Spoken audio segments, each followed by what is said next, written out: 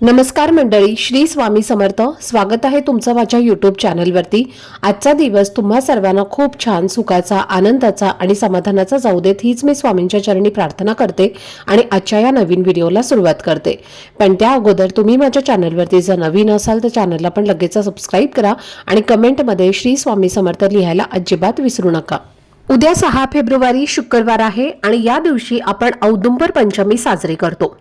औदुंबर हे नाव घेताच आपल्या डोळ्यासमोर लगेच दत्तगुरूंचे रूप उभं राहतं आणि दत्तगुरू म्हटलं की आपोआप श्री क्षेत्र नृसिंहवाडीचं स्मरण होतं.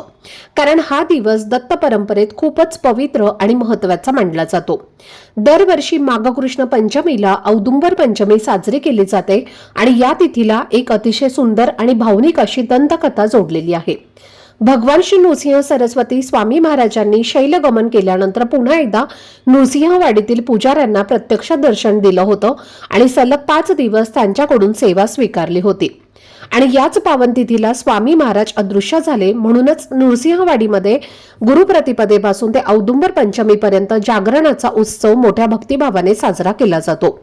भगवान श्री नृसिंह सरस्वती स्वामी महाराज म्हणजे दत्तगुरू आणि दत्तगुरू म्हणजेच आपले लाडके श्री स्वामी समर्थ महाराज, म्हणून हा दिवस पूर्णपणे स्वामींना समर्पित मानला.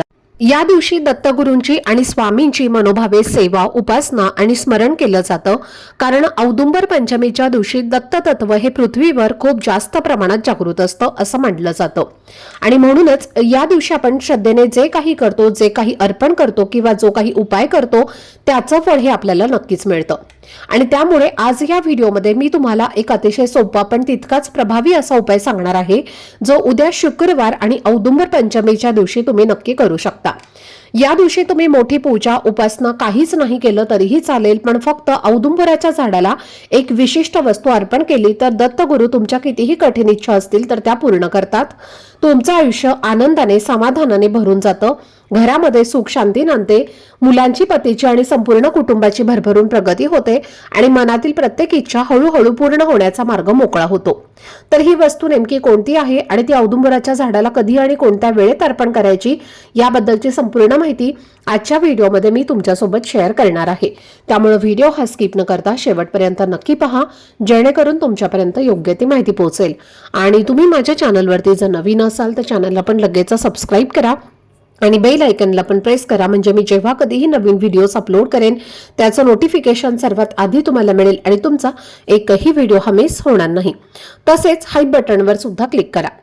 तर मंडळी, आज या व्हिडिओमध्ये तुम्हाला मी जो उपाय सांगणार आहे तर हा उपाय तुम्हाला उद्या शुक्रवार औदुंबर पंचमीच्या दिवशी करायचा आहे. आणि या उपायाची सगळ्यात चांगली गोष्ट म्हणजे दिवसभरात तुम्ही तो कधीही करू शकता. सकाळी लवकर उठून केला तरीही चालेल, दुपारी केला तरी चालेल आणि संध्याकाळी शांत वेळेमध्ये केला तरी सुद्धा चालेल.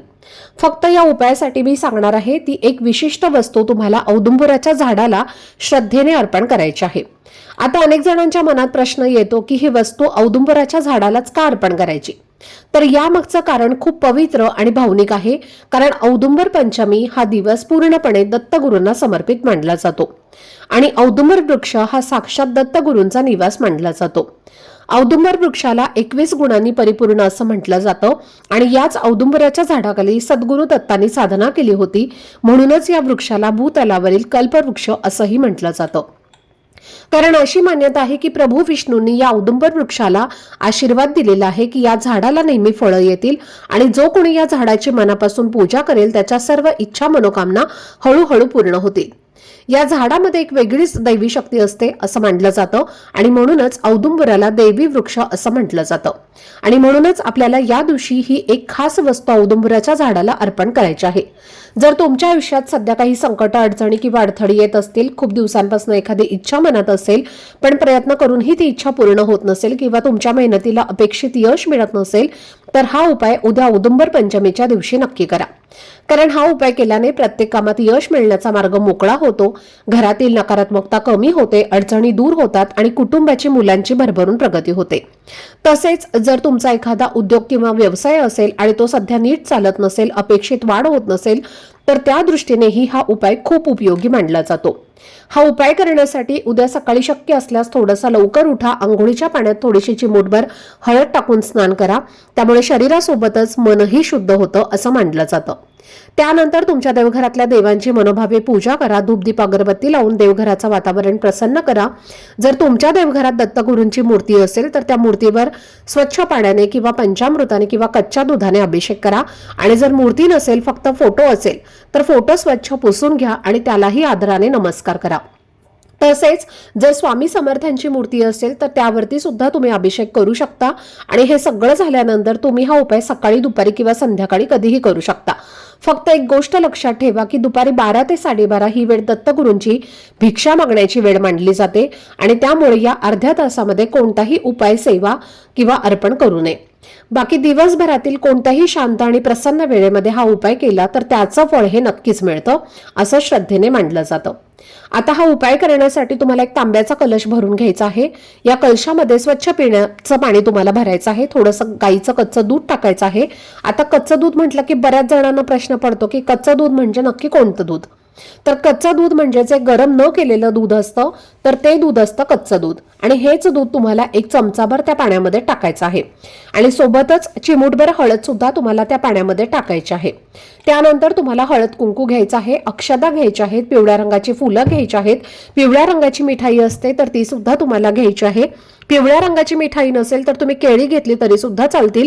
आणि त्यानंतर या सर्व वस्तू घेऊन तुम्हाला औदुंबर वृक्षाजवळ जायचं आहे। औदुंबराच्या झाडाला उंबराचं झाड असं देखील म्हटलं जातं। मग हे औदुंबर वृक्ष तुमच्या घराच्या जवळ असेल किंवा थोडंसं लांब असेल तर कुठेही जाऊन तुम्ही हा उपाय करू शकता।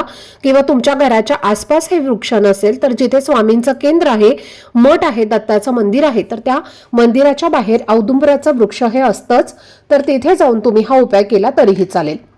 या औदुंबराच्या वृक्षापाशी गेल्यानंतर सर्वप्रथम तुम्हाला तिथे एक दिवा जो आहे तर तो प्रज्वलित करायचा आहे। तेलाचा किंवा तुपाचा दिवा तुम्ही तिथे लावायचा आहे आणि त्यानंतर हे जल जे आहे तर ते तुम्हाला त्या वृक्षाला अर्पण करायचं आहे। जल अर्पण केल्यानंतर तुम्हाला 21 अखंड तांदूळ घ्यायचे आहेत, कुठेही तुटलेले फुटलेले घ्यायचे नाहीत, अखंड घ्यायचे आहेत। आणि त्यानंतर त्या 21 तांदळाला थोडंसं हळद आणि कुंकू लावून तुम्हाला ते लाल पिवळे करायचे आहेत, म्हणजेच लाल पिवळ्या रंगाच्या अक्षता तुम्हाला तयार करायच्या आहेत। आणि त्यानंतर तुम्हाला त्या झाडाला हळद कुंकू लावून या अक्षता ज्या आहेत तर त्या झाडाच्या मुळापाशी अर्पण करायच्या आहेत। पिवळ्या रंगाचं फूल अर्पण करायचं आहे, पिवळ्या रंगाची मिठाई जी आहे तर ती सुद्धा तुम्ही अर्पण करायची आहे। मिठाई नसेल तर तुम्ही केळी अर्पण केली तरीही चालतील, कारण दत्तगुरूंना पिवळ्या रंगाच्या वस्तू या अत्यंत प्रिय आहेत। आणि त्यानंतर अगरबत्ती लावून तुम्हाला त्या झाडाला 11 प्रदक्षिणा करायच्या आहेत। प्रदक्षिणा करत असताना श्री गुरुदेव दत्त, श्री गुरुदेव दत्त या मंत्राचा जप करायचा आहे। या दिवशी या झाडाला प्रदक्षिणा घातल्याने अपत्य प्राप्त होतं, तसेच सर्व पाप, वाईट कर्म नष्ट होऊन इच्छित फलप्राप्ती होते। त्यानंतर दोन्ही हात जोडून तुम्हाला दत्तगुरूंचं नामस्मरण करायचं आहे। तुमच्या मनातील जे काही इच्छा आहे तर ती तुम्हाला व्यक्त करायची आहे। आणि त्यानंतर तुम्हाला त्या झाडापाशी जी काही थोडीशी मुळापाशी माती असते तर ती माती तुम्हाला घरी आणायची आहे आणि आणल्यानंतर ती एका प्लेटमध्ये ठेवायची आहे। आणि ती प्लेट आपल्या देवघरामध्ये ठेवून त्यावरती हळद कुंकू, अक्षदा, फूल अर्पण करायचं आहे। धूपदीप अगरबत्ती ओवाळून घ्यायची आहे आणि उद्या संपूर्ण दिवसभर, रात्रभर ही माती तशीच तुम्हाला त्या तुमच्या देवघरामध्ये ठेवायची आहे। आणि ही माती तुम्हाला घरात आणताना त्या झाडाच्या मुळापाशी जी माती असते, जिथे आपण त्या वृक्षाला जल अर्पण केलेलं आहे तर तिथली जी ओली माती असते तर तीच माती तुम्हाला घरी आणायची आहे। आणि ही माती आपल्या देवघरामध्ये ठेवल्याने घरातील भांडणं, वास्तुदोष, पितृदोष, नजरबाधा, दारिद्र्य, अडचणी नष्ट होतात। आणि आता दुसऱ्या दिवशी ही माती तुम्हाला काढून घ्यायची आहे आणि आपल्या घरामध्ये जी तुळस असते तर त्या तुळशीच्या कुंडीमध्ये तुम्हाला ही माती जी आहे तर ती टाकायची आहे, किंवा तुम्ही तर कोणत्याही झाडाच्या मातीमध्ये ही माती मिक्स करू शकता। तर अशा पद्धतीने आपल्याला हा अत्यंत सोपा आणि प्रभावी उपाय जो आहे तर तो उद्या शुक्रवारी औदुंबर पंचमीला करायचा आहे। उद्या औदुंबर पंचमीला हा उपाय केल्याने घरात होणारी रोजची भांडणं, कटकटी, नवरा बायकोची भांडणं, आई मुलांची भांडणं असतील तर ती सुद्धा 100% यामुळे दूर होतात। त्यासोबतच घरातल्या आर्थिक अडचणी या सुद्धा नष्ट होतात। जर तुमच्या घरामध्ये सूतक असेल तर हा उपाय तुम्हाला करता येणार नाही। घरातल्या स्त्रीला मासिक धर्म असेल तर हा उपाय घरातील स्त्री सोडून इतर कोणतीही व्यक्ती हा उपाय करू शकते। अगदी लहान मुलांपासून ते मोठ्यांपर्यंत आपली प्रत्येक इच्छा, मनोकामना पूर्ण होण्यासाठी हा उपाय कोणीही करू शकतो। त्याचबरोबर जर तुम्हाला उद्या शक्य असेल तर औदुंबर पंचमीला व्रत देखील करायचं आहे। तसेच तुमच्या घराजवळ दत्तांचा मठ असेल, मंदिर असेल, स्वामींचा केंद्र असेल तर तिथे मंदिरामध्ये जाऊन सुद्धा तुम्हाला एक नारळ अर्पण करायचं आहे, केळी अर्पण करायची आहेत आणि पिवळ्या रंगाची फुलं सुद्धा तुम्हाला अर्पण करायची आहेत। या दिवशी जर तुम्ही या 2 वस्तू दत्तगुरूंना अर्पण केल्या तर नक्कीच तुमच्या जीवनातील सर्व समस्या ज्या आहेत तर त्या दूर होतात आणि दत्तगुरूंच्या कृपेने तुमच्या सर्व इच्छा मनोकामना पूर्ण होतात। तर ही अत्यंत महत्त्वाची माहिती मला तुमच्यासोबत शेअर करायची होती। आजचा हा व्हिडिओ जर तुम्हाला आवडला असेल, माहितीपूर्ण वाटला असेल तर व्हिडिओला लाईक, शेअर आणि चॅनलला सबस्क्राईब नक्की करा। भेटूयात पुढच्या व्हिडिओमध्ये। तोपर्यंत सर्वांना श्री स्वामी समर्थ।